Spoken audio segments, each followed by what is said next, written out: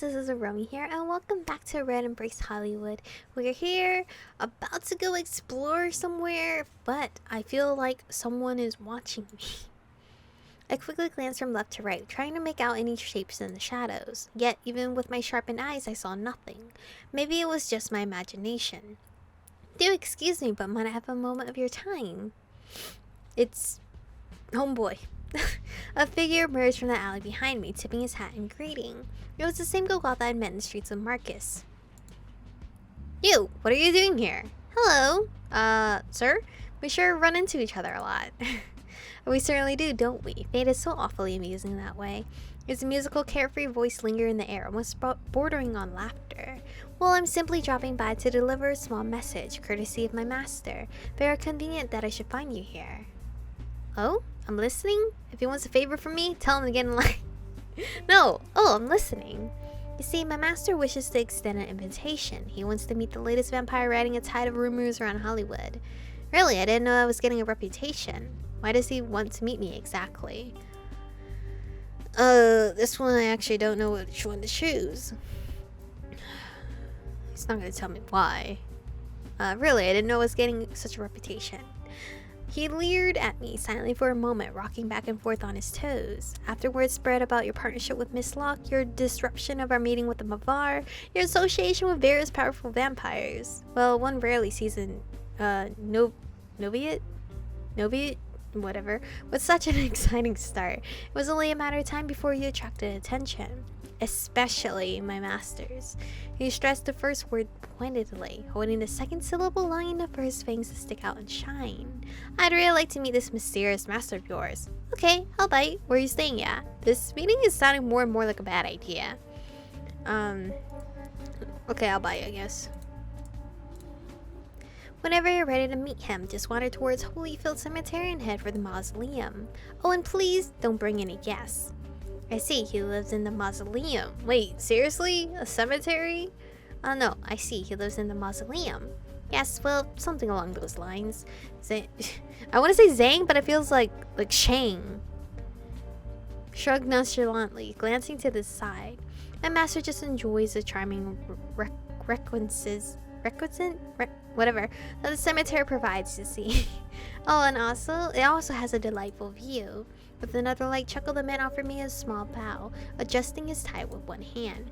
Please do consider his invitation. I have no doubt you will appreciate it. Now have a fantastic night, Michiko.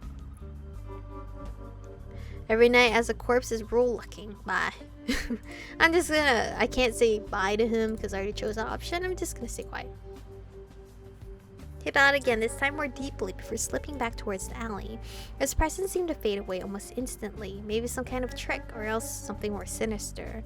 Only time would tell, or maybe nothing would. Alright, well, I'm gonna say Shang.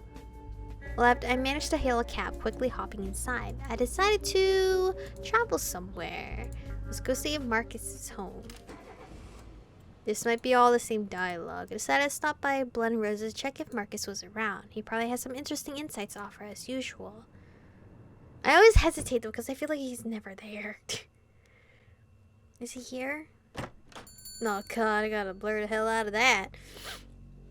I found Markus in front of the large floor mannequin, shuffling his feet in some kind of strange movement. When I stepped closer, he came to a stop, swiveling around to face me.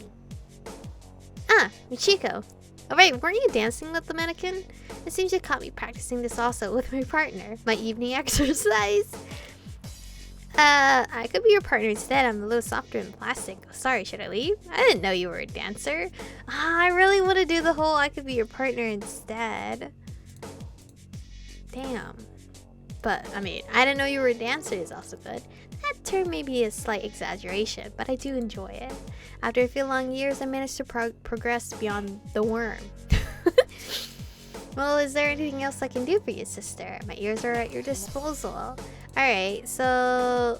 Oh, there's something new I didn't learn yet. Where did you pick up your accent? I saw it shining on the street, grabbed it, dusted it off, and placed it on my head. Sometimes you're never quite sure where your strangest parts came from, but you embrace them nonetheless. More often than not, they're the best parts. What? Could you tell me a story from when you were a human? Great, finally new content. Well, if you were expecting any grand tumultus, you guys can't even see the word because I gotta blur this mannequin. Tragic and traumatic backstory for me. I fear I may have to disappoint you. I endured only average struggles, and so true suffering was something I had to seek out myself. Why would you seek out for it? Though Marcus didn't sound bitter or reluctant, I could hear a brief strain in his voice. What I experienced for the longest was isolation, never voicing my thoughts to anybody, never receiving confirmation that I was sane or even real. It was so very, very lonely, like standing on an ice-cold mountaintop. Eventually I learned to enjoy my own company as much as anyone else's, perhaps most of all.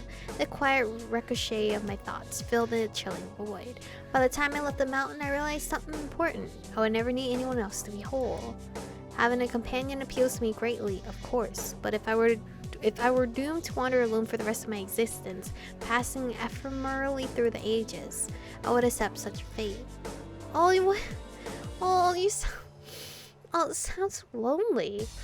So like that's why he doesn't trust anyone. He gazed into the distance for several long moments, and any number of thoughts could have been shifting behind his unfocused eyes. That wasn't much of a story, I'm afraid. Oh well. What the hell? That was a whole story. You should know by now that you only get stories when you don't ask for them, Ichigo. Let's move on. You know, I feel like you contradict yourself sometimes.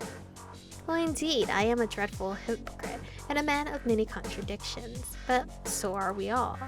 Marcus let out a smug chuckle, but he didn't seem to be entirely teasing.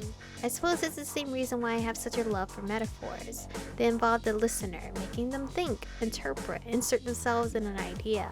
Like art, it doesn't matter how truthful or consistent it is, as long as the observer draws out some kind of value. A mere statement of facts. Why? That simply doesn't allow any room for imagination. Ooh, have you had any lovers in the past? Had many lovers, sorry. A modest amount, but I was always far more in love with my idea of them than the true individuals themselves. So you just love the thought of them, but not actual them? They're blown from my mind like leaves in the wind. Now all I need is my right hand and 10 minutes alone with some specific pay-per-view channels.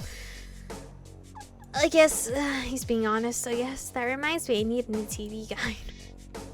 Is there a reason you live in Hollywood? Oh, money! I enjoy solitude, but I also possess the need to know the humanities nearby. That's why I so adore the city. Wherever you are, both the glimmer and filth of mankind are always close. I find the urban symphony of police sirens, car alarms, and drone and traffic comforting as I fall asleep. Sirens especially. No better lullaby than the answer to another person's frantic misery. Wow, I never really thought about it like that. As for the other reasons, well, I'm here for you, obviously. Take that however you wish. Take that however you wish. I think... Oh, you and Aloysia. Why, she's the flame of danger, a strong and shameless pursuit of life's pleasures. She needs nobody, for she is her own reaffirmation above all else. I have far more respect for Aloysia than I do most others, both vampire and humankind. Huh, something that happened recently? What you said at the beach? Yes, I said many things, as I said. I believed it was the right moment to stir the pot. Of course, it was no fearless decision. From the moment I opened my mouth, I thought to myself, I had better not say this. This is too far. But if I didn't speak my mind, who would? I regret none of it, not a single word. What did you mean with the statement on equality? No matter what delusions we like to harbor, not all mortals nor vampires are created equal.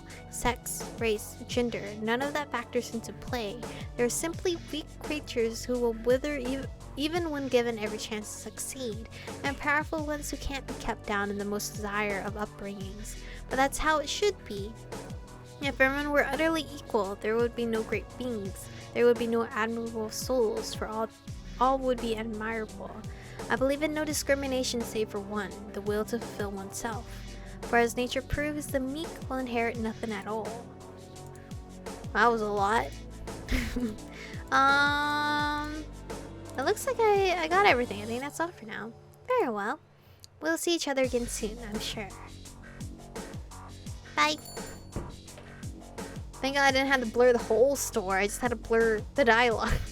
Leaving Marcus's shop and returning to the dark streets. We're gonna visit What am I looking like? Still neutral ground in a way. So we're going to visit the... Should I visit the beach house? Would it be beat up? I had my driver take me to Santa Monica, deciding to stop by Randall's place. I wanted to be neutral with everyone. It's gonna be hard though. Pretty sure. It looked like there were a different mix of vampires around here tonight. I didn't see a lot of the wait, what? I didn't see a lot of the same Avar from the party. Oh. But this time I saw some aggressive looking vampires lurking in the corners, glaring in my general direction. I have some balls to be here. Tad Marcus's speech caused a shift. It seemed likely, considering how much infighting he'd sparked with just a few words. There's no sign of Randall tonight, though. Try to chat with the Bavar. I'm on your side. I'm kidding, I'm not on no one's side. I shifted towards one of the group, trying to find an opening in the conversation. They didn't seem to notice me at all, though, and I find myself standing somewhat awkwardly in the corner. Hi there, can I speak to you for a moment? Is it the girl? Just then a soft, pleasant voice called out behind me. Alright, I always struggle with her dialogue because I feel like there's no way to win with this girl. So, let's attempt to try. I turned to see a short girl studying me with a curious look, her eyes keenly peering into my face. Huh, I was right, you're Michiko, aren't you? That's me, yes. Good, I was right then. My name's Evelyn Marlowe. I'm a journalist doing a report on the conditions here.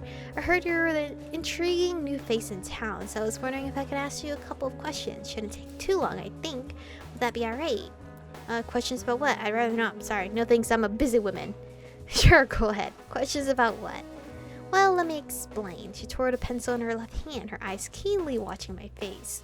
I'm not actually a member of LA's Coven, you see, though I am a Bavar. I come from London, where I'm something of an activist, and I'm visiting to research conditions in the city. From the way Evelyn wrinkled her nose at conditions, I could tell she didn't find them too appealing. Since you're more of a newcomer to LA and our lifestyle, I thought you had some interesting thoughts to share. Let's see here. She thoughtfully plucked at the front of her loose shirt with one hand, fiddling with a small notebook in the other. It seems Randall and his clans are mostly in favor of total anarchy. No plans for a new system of government if they overthrow Charisse. What are your thoughts on a chaotic situation like that, Michiko? It's pretty short-sighted. Peace won't last for long with anarchy. I think it could work if Randall was overseeing things. We can implement laws later if we need them. You can't govern vampires like you can humans. They have to rule themselves. Well, no wonder she hated me because I chose that. It's pretty short-sighted. Peace won't last for long with anarchy. I'm gonna go with that choice. Let me save first. Evelyn nodded, grimacing faintly. Anything you say to her, she ain't gonna like. History's made that very clear, but most of the vampires here seem to be rather young, caught up in their own little self-centered worlds. Her voice sank for a moment, but she quickly cleared her throat, refocusing her gaze on my face. There's another concerning subject I wanted to ask about too. You're aware of Randall's views on our relationship with humans, right? He doesn't encourage killing or harming them, but he also won't make any rules that prohibit those things. Do you have an opinion on how humans should be treated, Michiko? I do think we need rules to protect humans from our kind. We should avoid hurting them, but rules against that are pointless. I don't care what happens to humans, to be perfectly honest. Wow, that's fucking rude. We're gonna choose, I do think we need rules to protect humans from our kind. That makes me happy to hear. Oh, wait, okay, she can be happy, okay. So few vampires in the city have any sense of duty to humanity left. If I'm not wrong, Charisse has some law against hurting humans, but a lot of her other policies seem unpopular. What are your thoughts on her? To be honest, I think she's the best choice of leader LA has. I do agree with some of what she says, but not all of it. I can't stand her. You need different leadership and laws. I mean, I understand some of it, but not all of it. She seems to care more about mortals than the other two leaders, that's for sure. She let out a sigh, something between a faint smile and a grimace crossing her lips. You seem to have a pretty strong opinion on these things yourself, Evelyn. Uh-huh. Is that everything? Can I go now? I don't know if that's rude. Can I go now?